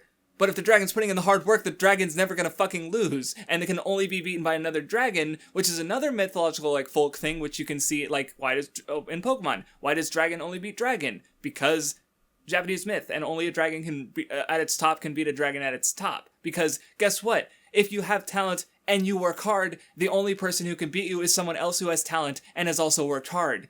And someone who doesn't have talent but has only worked hard, like, you know, like, I remember there's a line from Haikyuu part where, like, Oikawa, he's like, because he's a normal person to go up against monsters, and he can only, like, beat them back. You can only delay the inevitable, yeah. Right, exactly, because the inevitable is that the talented people will overcome them when they have the experience, like, because that's just, sadly, how the world works, how things work. And, you know, like, and on some level, like... It's such a cynical takeaway from it, too. Like, hard work is like... Because then what happens? Oh, someone failed? They just didn't work hard, right? That's such a shitty way to view it. And that's the toxic part about it, because guess who that rewards? Is employers. That's why it's still pushed, because, like, if I want to get promoted. Oh, I didn't work hard enough. Better work harder so someone else can make more money than me. Like, that you're hurting yourself for other people in that regard. Like, and... There's also the fact that, like, in most media that talks about quote-unquote hard work, even, like, something like Rocky, right? Rocky didn't win because he worked hard. Rocky won because he had a self-actualization moment where he realized that he wasn't a loser and he wasn't a nobody. And if once you talk about the first one, he didn't even win. Like, so it's like the victory for Rocky wasn't even that he, like, won. It was that he finally realized who he was, right? And that's like that's another common thing. Like, we just watched Rave U Starlight, where everyone's working hard for this goal, and guess what? It turns out most of them realize that, or no, all of them realizes that maybe the goal isn't worth it, and like, but striving for something and trying to accomplish something is, you know, the journey, you know, matters more than the destination, you know, that kind of thing. Like, just talent beat hard work, and just the general, like, rhetoric around hard work is harmful even. Like, what about something like sports, where you, in order to do the best, you have to, like, risk your body and take drugs or hurt yourself in training, and like hard work, kill yourself for your job. Like, well, even like Hajime no Ippo is like one of the most popular cases, right? Because you could be a stupid idiot and say that, like, Hajime no Ippo is about hard work, and the only reason why Ippo later on doesn't succeed is because of, you know, like, or obligations to his mom because he isn't working hard or some shit. Like, that's not the point. The point that Hajime no Ippo is that everyone who's at the top is a monster. They're insane. They have a drive and a desire that nobody else has. It's like that hard work comes from that drive and that insane desire that makes you up there. It's not the hard work. It's the fact that everyone who is a monster and a crazy person has that glow in their eyes. That will too, yeah, like, and that's also something that because, like, I'm still watching through Hajime no Ippo, I'm almost done with the last anime season, and I've also just reread Ashita no Joe, which are both boxing stories, and they both really explore, like, the physical difficulty these characters have to undergo to do boxing, the weight training, the injuries, Joe gets punch drunk and has head trauma, and, like, now Takamura just, like, Miyata's like, I shouldn't have been able to punch him, and I'm like, oh shit. And now, like, Ippo's fucking killing himself trying, like, or ripping his, like, hips and legs apart trying to, like, advance the Dempsey role, and, like, they're but they want to do this, so it's the difference between, like, hard work. This is what hard, this is, like, the risk of hard work, and on some level you have to accept, like, the harmful parts if you want to be a monster like that, and it's like, but that's not what most people should be doing, you know. It's the idea that like it's like, especially with Hajime no Ippo, and, like, even something like fucking Love Live, right? It's like these people who are, like, talent, like, who want or at the top, do it because without it they can't live, whereas opposed to someone who just works hard to do it, right? Like that, and that was again a big point. I haven't read all of Ippo, but in Ashita no Joe, like, he literally had nothing else but boxing. He can't hold down a job. He's not educated. Like, boxing is the only thing that's given him any sort of, like, recognition or positivity in his life. So he boxes. He, like, I love the line that Jose, his opponent in the last match, gives, where he's like, is there no one who will weep for him? Because he's just like, Jose has a family. He has something to value beyond boxing. So he's not able to put his all into it like Joe, which is why Joe is the one who, even though he loses him, I guess Joe spoilers. Sorry, you either read it or you weren't going to do it anyway, or watched it. I don't fucking know. But like, Joe's able to put himself in, even though he has people behind him who care about him because he wants to, because boxing is the most important thing to him. And like, but there's also like how the manga ends, and there's just like, yeah, I just really don't like how hard work is just treated in general. So weird pivot maybe, but I don't know. I think it would go back to Origairu, or if it was basically 2LDR. It's a weird and dumb point that means nothing, and I don't know why he's bringing it up in this fucking video. But anyway, keep going. But here is the important thing that I'm getting at. All three of the characters are learning from each other and learning how to balance out those three skills. Hachiman is understanding more about the people surrounding him. Yui is becoming more confident in who she is as a person, and Yukino is learning to rely on others. I mean, let's take a look. Hachiman wants the real thing, even though he hasn't realized that what it is companionship. I know love is tossed around a lot when talking about this scene, and there's definitely a lot of love in the air, but I think what he truly desires is companionship.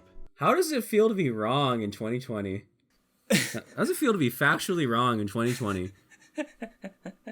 Remember when in the end of Oregairu, where they thought that they found the real thing when they're like talking, they're like friends, they're depending on each other, and they found companionship, and then Haruno's like, "You haven't found the real thing yet, dumbass." Remember that? Remember in literally like the last episode where Haruno's like, "You describe your relationship," and Hachiman's like, "Love triangle." Man, how does it feel to be wrong in 2020? Like, okay, there's a lot of things. Because this is, and I think, like, see, you know what? Because I said earlier about how, like, this is, like, the generic video essay take of, like, thing isn't actually about thing. And, like, he's doing it in the wrong way. Because usually how it's like, well, like, it's like, well, the thing but there's subtext. It's not just about this. It's all, like, it's Haikyuu is actually this narrative about failure and hard work and friendship, and it's not about volleyball. Right, exactly. Like, but he's not saying, but they're not saying that Haikyuu, like, volleyball isn't in Haikyuu. But he kind of is trying to say that romance isn't, like, the main thing in Origairu when it obviously is. Okay, so, like, I could be what and be like, Love Live isn't about idols, right? Bullshit, it's not about idols. School idols are literally central. Idols. Okay, but that's like the inherent difference, is that it's literally making a commentary about the difference between what they're doing and what a real idol is. That's literally central to the conflict, right? So Origairu is like, it's like, the title is literally like, fucking... My romantic comedy got, situation normal all fucked up. Like, does he not know what snafu means? Because it's referring back to the love comedy part. Like, the title admits that the series is a love comedy. It's just and it is, not a direct love comedy because, like, I mean, because Origairu's insane, it goes the long way around. Yeah, there's way more drama to it. Like, it's basically a romance drama, like with a fair amount of like comedy and goofy, with the banter and stuff between the characters. But like, romance never leaves the description of the show. His reading of episode 8 was the most, like, you did not read what they were saying kind of thing for someone who loves the dialogue so much. Because the point someone of this show... who has a film degree yet doesn't pay attention to the visual storytelling at all. He, like, literally... No, even visual... They were saying the words. He's like... Yeah, that's even, like... He was trying to read the room, he's trying to read the situation, and then it comes to the point where he realizes, I want this. I want the real thing. I don't want anything. I don't want just like quote unquote companionship. I don't want this. I just want the real thing. And I might not deserve it, but I want it. And it's him realizing what he himself, self-actualization, really wants. That's him becoming the self-aware person that Matt Ensemble thinks he is. Like, because he's finally understanding himself and digging through those layers of all the lies that he practically believes himself because of everything he's buried. Shit's like if I say Naruto's the Hokage in the part 1 of Naruto, like, what? Okay, Yeah. and then he's like, and then Yukino learns to like accept help from others. She's been accepting help. She's been accepting help from others the entire time. She just does. She's like, it got to the point where she's dependent, right? Like she wasn't just. The only difference was that she wasn't like visibly accepting it. She was taking it and being dependent on them, but she wasn't like actively accepting that she needed it, right? That was the whole point.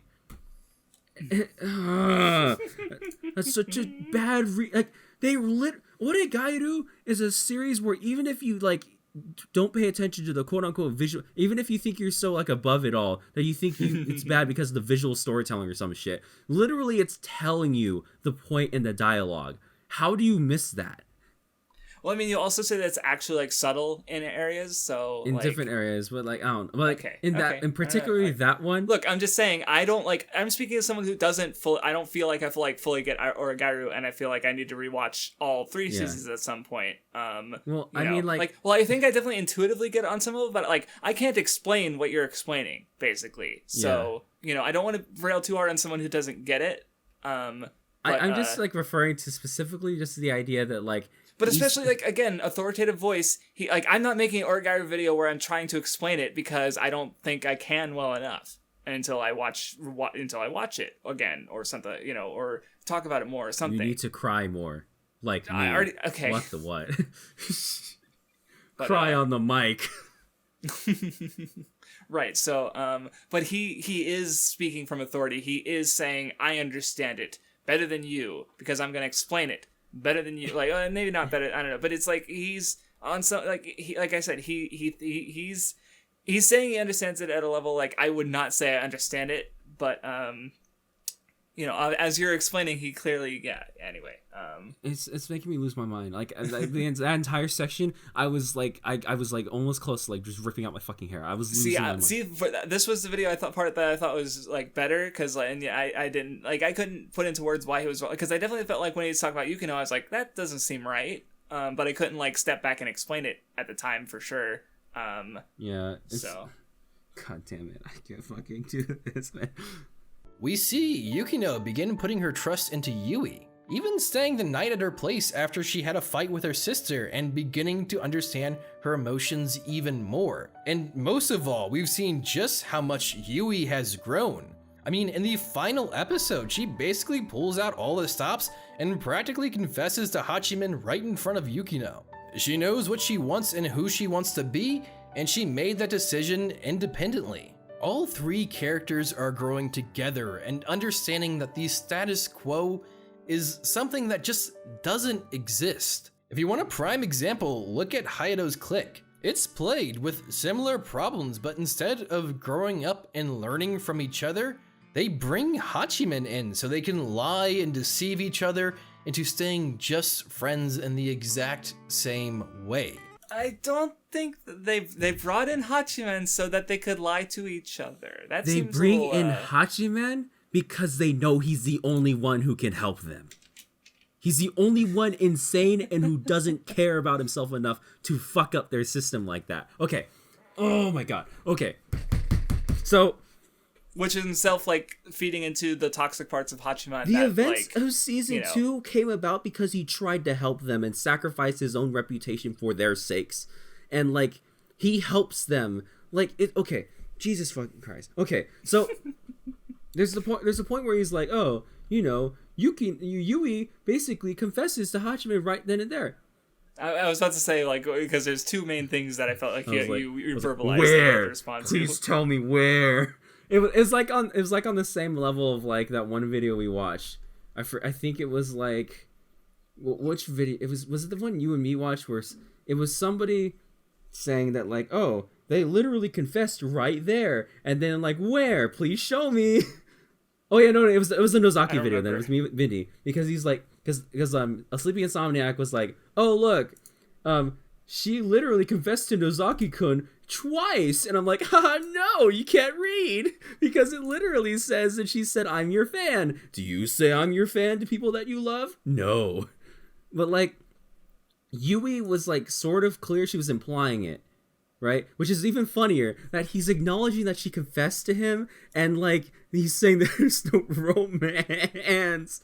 I'm losing it. I can't take it. You're right. I didn't Oh think my about god. And it's like she can't with that decision all on her own. But she, in the same scene, she's like, why do we need to like fix it? Why can't everything just stay the same?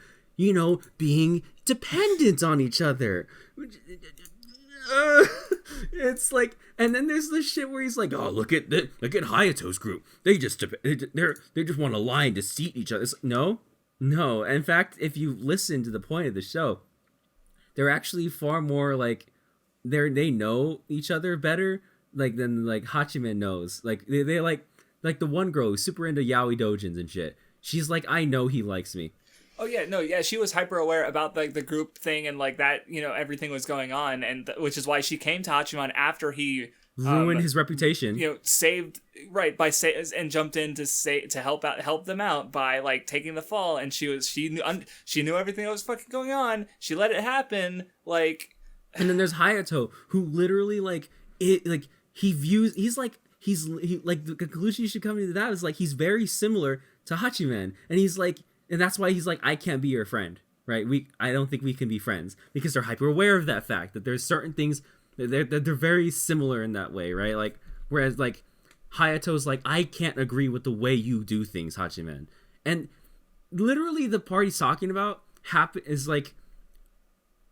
is when like Yui and Yukino's relationship with him strain, because they're like, stop doing this to yourself. Stop making yourself the villain. Stop making yourself like hated by everyone. And he just keeps doing it because it's the only way he knows how to operate, because he doesn't understand himself. All right. I can't take it. Was that all you had to say? Is there anything else you want to say? Because I'm about to fucking bash my head through a wall. Don't do that. That's all I had to say. Because yeah. It's revolting, and even Hayato admits that it's probably the wrong thing to do. Hell, Hachiman's even like, if your friendships are that weak, is that really friendship? Like, that's a massive shade thrown out by Hachiman, but he does have a really good point.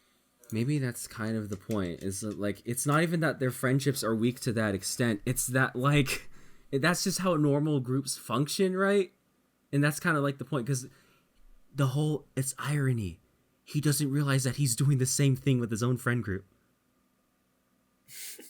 Well, yeah, because like you just said, they're very similar. So it's like, that's why the dialogue is good, because what Hachiman says doesn't just reflect on him, but it reflects on him back on himself, because that's good dialogue. Especially like if you watch like everybody that Hachiman criticizes. Well, because by the way, do you know what his other Origairu video is? It's like, how do dialogue or so. Like I think it's like the joke is that, you know, the title is awkwardly worded even though it's talking about dialogue, but it's basically about, I didn't watch it, but it's basically about good dialogue in Origairu. But also he's not picking up on why the dialogue is good in every way that it is. Because like the whole point of these scenes between Hayato and Hachiman is that you're supposed to realize that in some way or another they understand each other and they're like each other, and that's why they don't like each other. Because Hayato's just doing the same thing that Hachiman is. The difference is Hayato's never makes himself the villain, he makes himself the hero. Whereas Hachiman makes himself the villain, which is something that's different in this latest season, where it's like, here's something you realize, is that Hachiman sort of actually just like a more introverted version of Hayato in season 3, which is something really, really interesting to think about. And the fact that they talk to each other now a lot. They talk to each other about certain problems that they have. It's like, oh my god.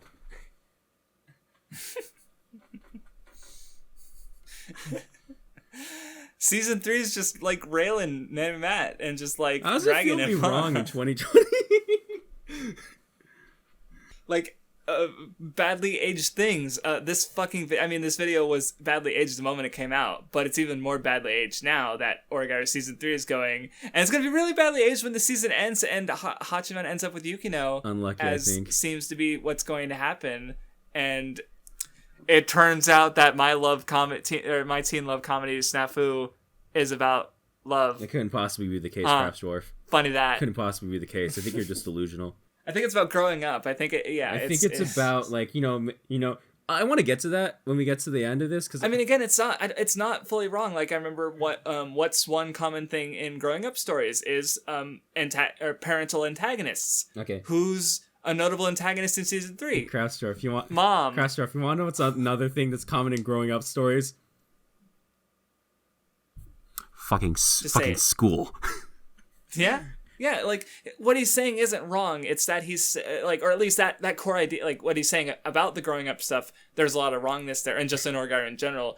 But the idea of growing up being a factor in Oregairu is not wrong. Look, and it's here's the just, thing. but You could yeah. say growing up is a theme for almost any story that involves young people that are school age going into Basically. school. Like Toradora is a story about growing up. Sakura So is literally a show about growing because they're learning to be independent. Almost similar to Hiyamari's sketch. Hiyamari's sketch is also about growing up. Bleach is about growing up. Oh yeah, that's I Naruto's think about why growing up. I think I had Sakura on my list to watch, and I think that's why is because you compared it to Hidamari's sketch, and I was like, It's not. do tell. And It's not the same because I- it's more like I know, love obviously, magic. but like, look, anything, I'll take it because you're talking about like my favorite anime ever. So Love Lives about growing up, Kraussdorff. That's what it's about.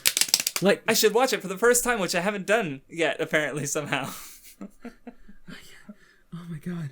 Like, okay, you could read it, fine. You could read it into it, and you're not technically wrong. But I'm not gonna say Love Live isn't about school idols, it's about growing up because they're in school. Because every story that takes place in school is about growing up. I don't understand. Fucking Right, like it's a big aspect in One Piece. Like Luffy says he wants to be a man in the first chapter. One of my favorite things about like that aspect is how that the contrast between the antagonists in the first part of the series, who are adults who've been changed by the world in negatively and are now antagonized with the Straw Hats, who get changed back by their childish usefulness and end up becoming allies, like Bo Hancock or Crocodile in a looser sense. And then the second half has the Straw Hats as adult figures, changing children for the better, fighting antagonists who were fucked up as kids, like Doflamingo or Big Mom. And I think it's really interesting, and it's a great way to like structure. It feeds into the structure story. It's really cool. But I'm not gonna say One Piece isn't about freedom. It's about growing up. Kraussdorff. One Piece isn't about family.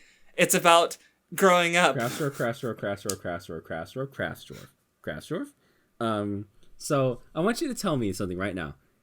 So you talked about like these three aspects of these three characters signify growing up. I want to tell you right now. If I tell you these three aspects, I want you to tell me what they sound more in line with thematically, right? Okay. So it's understanding yourself, reading the room, and independence. If those three things are isolated between these three characters and have to be united into one person, what does that sound more alike to a theme? See, that was weird because I actually thought the big three, like separately, like independence, One Piece, freedom, reading the room, Naruto, understanding yourself, Ichigo. I hate that you're right now. Holy shit. I mean, that's not even really accurate with One Piece, because I just thought, like, I guess in like relative, like, that's We live in a because society. Luffy's act is like, working with people and relying on his comrades, like, but Well, just like his reading of independence- Yukino, that's also just wrong. It's not a right thing to read. from it. Right. So, but that was weird. So it wasn't right, but that was my first thought, and it wasn't one series; it was three series. So explain what you meant, because mine is in a different fucking place. All those have to do with communication and self-actualization. Independence, Yeah, which is understanding just- others, and understanding yourself. Yeah. Like, Which again is going to be really common stuff in like shonen stories, which are about growing up and understanding, and these are just common ideas My Hero Ac- that he's reading into this you one. know what? Yeah. Anime Matt's Mr. My Hero Academia. My Hero Academia is not about superheroes. It's about So growing basically, up. what you're saying is Manu Matt's loneliness and inadequacy is growing up. Yeah. That's basically what I'm telling you is this one. And look, just to take a step back for a moment, like, again, you can read any thematic concept into any story, but is that going to be what the story is trying to say? Because you can read growing up into Oregairu, but that's not really like the primary or the reading that associates with everything the best. Because It's more so just the problem that he's denying the meaning of one thing and saying that it's actually about another thing. The framing of, like, again, because that, like I've said before, the core idea of growing up in Oregairu is not wrong, but the things he's saying about the growing up in Oregairu and the things he's putting down to prop up his observation about growing up in Oregairu are wrong. It's factually wrong. Factually incorrect. Objectively wrong, you could say, because if you just read what's being said. Anyway, fucking let me die. None of the characters will grow if they don't learn to accept that staying the same is impossible. humans change. That's just a fact. God, like I said, it's kind of crazy how much you miss when you're watching anime.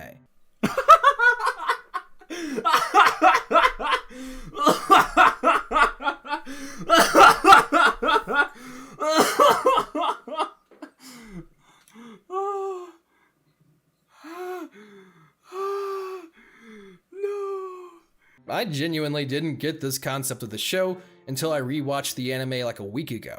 And I've rewatched Snafu like 4 or 5 times. But I think that's what makes shows like this so great. Just because each time I rewatch it, I get to understand a different piece of the show. And so long as that continues to be the usual situation, I will keep up with my usual annual rewatching of Snafu, including season 3 once it comes out. Thank you guys so much for watching. Pretty sure I have to get like.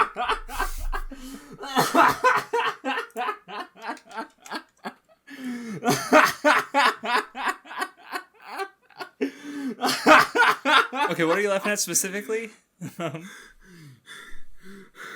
There's a lot you tend to miss when you rewatch shows, when you watch anime for the first time. And that set me off. That was like, holy shit, dude, you can't.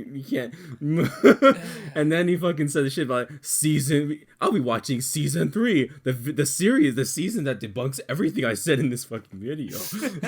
Well, like I do, and I guess he's kind of also trying. Maybe he's doing it unintentionally, but he's tying the idea of like rewatching it to and furthering his understanding of the show to like the growing up thing in it. So it's like, they're both like an improvement and change, and that's I mean, maybe if he like capitalized on that and also wasn't wrong in his reading of the show, or like it wasn't like better in his reading of the show, like that could have been like really cool, because I do like how, because maybe I don't do it enough, but like the we both were influenced by the PCP, and they talked a lot about how like the presentation of the video feeding into the idea of the video. Like that's part of why Best Guy Ever's Girl in the Gun video is good, because he's also like using that in like the narrative of the video with which is cool, and that's a cool imaginative thing that I don't do enough, because and like but in order, because I don't really have the creativity or inspiration or drive to do it, but and maybe unintentionally he's doing that.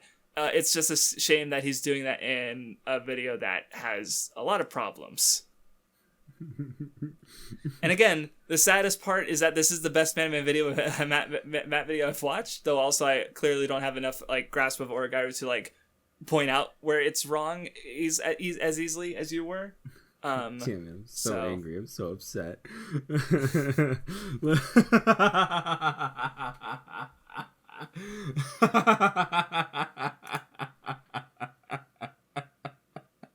Oh my god. Okay, yeah, video's over. Go home. No. I mean, I feel like I've said basically my piece is that like we start out, he's not good at accepting criticism. I don't think he has enough people to challenge him on where he's wrong, that he respects enough to listen to and maybe go, I was wrong. Like I've never heard Matt say that. Like actually, like the only person who could prove him wrong is himself. Like I didn't notice this before, but now I do. Like I was not as correct before, but I am more correct now. Which I mean, it kind of scares me to make me think of what he thought of it before. Because if this like is his first time, like if his first time, I'm terrified. I don't know what he's gonna say. What he thought before, but oh my god. Oh Jesus, because like this reading was the most wrong thing, like one of the most wrong thing, like like again, it's not the worst Origairu take I've seen, like because it is coming from a place of positivity and desire to understand, even if like his grasp on it isn't the best that I've heard. And yeah, the for me the worst part was the opening, when he just said so many wrong things, and like God, he's just like, he just doesn't have like a necessary, like I feel like he doesn't have enough respect. He doesn't have enough respect for what he talks about, what he's talking about. Like he just doesn't have the interest in, like, again, anything beyond what he's seeing on his screen. Like he does, if he has, and so like that's why he doesn't do the research. He doesn't like look to adaptions or the originals or anything like that. And it's just, I don't know, the practice in his like YouTube video making is just like, I just disagree with a lot of it, and I think it leads to content that isn't good, but he's speaking from this place of competence, so people do listen. I mean, I didn't see anything of substance in the comments. It was like people saying like, wow, I should check this out, or like, you know, saying nothing, because I don't know who watches Man in Matt, because like I've never seen someone who goes like, yeah, man, that was a good Man in Matt. Oh, maybe like one shapes of the fucking AnyTube Digest where he's like, hey, this one is decent, but I still had some problems with it. Or, like, I don't see a lot of like people, because usually he is just regarded as not being that smart or insightful.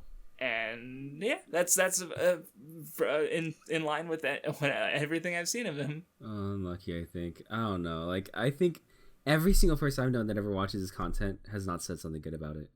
Like, especially recently, right? Like, it wasn't that prominent a year or two ago. But recently, yeah, I think people have generally like recognized that he's just not good. Like, because yeah, his videos, like, I mean, when he talked about like, oh, I'm not a big YouTuber, he has like 6 or 7 videos that have more views than any video I've done. Which we can't say for you, because your Has Been video has like way more views than anything he's done. But unlucky, I think. But he's said things that people like recognize. Like, I'm looking at, like, he's got his fucking the bad guy in Dr. Stone is communist is like one of his, like, is it like his 11th most viewed video. Like, he's got like 5 or 6 My Hero Academia videos up here. He was popular enough to be invited to be a convention panelist at a convention, which is probably one of the biggest things we could say about that like actively just proves. Yeah, he's been invited to be an authority to talk to people who know even less than his average viewer and explain to them something about anime that he clearly doesn't have a lot of like knowledge or understanding of. And it would be one thing, right, if he was just not like understanding, but he throws things under the bus a lot. He throws things under, which is like that's the recurring issue of like what grinds our gears, I think, and pisses us off about, which makes us want to do EWBs. And like, because even during the Trash Taste podcast, as you're talking about, like, the biggest problem with like Scamboli or Gegek or the Anime Man is when they throw things under the bus to elevate what they do like. Yeah. Or, which I just like, which is just so reductive and stupid, and it's just a fundamental problem, I think, that needs to be addressed somehow, because of people who don't understand how to talk about what they do like, or are too insecure to talk about what they like without having to like, you know, back it up in some way. And in this case, he's not even throwing he threw all of anime under the bus by saying like, oh, Orgairu, it's so no other anime would do this, have characters in a room talking. Yeah, it's just so weird. Like other light novels and adaptations like, of them. Even if it's like a joke, it's like... Yeah, and that's the other thing, is like, he does do jokes. Like, again, like the title of his other Orgairu video, it seems like a joke. Or like there was one at the start of one video, I could find it. Hold on. Is interspecies reviewers Gentai, which is apparently a Nuxtaku term that he came up with. Like, he opens the video saying something about like, I used to be a respected AniTuber, and I don't know if that's a joke or not. I don't know. Like, is he joking about the fact that people don't take him less seriously? Did he actually think people, like, was he ever taken seriously? I don't know, because he hasn't shown the level of like self-awareness for me to understand when he's joking or not. It's just so like, oh my god, I don't even know. Like, if he turned around and said like, yeah, every video I've ever made was a joke, I'd be like, you played the long con, you got me. You got my ass, dude. You're... But no, it's like, that would be the I'm pretending to be retarded meme. It's like, I don't. And again, I don't even have a clear line like, here's how you can improve, because one, I don't think he'd accept it, because I highly doubt he respects either of us to be able to point out him being wrong. And there's just a lot of things wrong with how he like approaches stuff and reads into things and the things he says. And like, you know, but you know, he is able to evolve on some level. So maybe he'll be the one who grows up and he'll surprise us all. Perhaps. Maybe this is his shonen, like, This is part of his show where the guys who just come, where the Aokiji come in and fucking just wreck him and leave him. Is? Yeah. The curb stomp battle. Unlucky, I think. Nah, it's not gonna happen. Yeah, never will. All right, thank you for listening. It sounds like we're done. The wanna- video turned out see, it's funny because like we spent so long at the start, but then once we actually got to Origami parts, they were pretty like if the whole video was like that, it'd be like a fucking half an hour, 40-minute video. Yeah, but it's the fact that it's also the fact that he talks about himself a lot in the video, which like leads us to talk about him, right? So it's like, you know, Mm-hmm. I don't know, man. I'm fucking tired. I want to die. All right, let's go die. All right, see you guys. Make sure right. you like and subscribe, and then if you want a video to be suggested. Oh yeah, by the way, Vindy is Has doing anyone his been Plague of Grex. suggesting it? Yes. His Plague- Oh, this might actually be out by the time that comes out. I don't know. All right, but yeah, well, if as of this recording on the 4th, it's supposed to be within the next couple of weeks or so, is the hope. So yeah, we'll see how that goes. Weeb Club talk about the shitty Plague of Grex video, kind of like this, but way longer because that video has a lot of things wrong with it, and it's also fucking 40 minutes long. So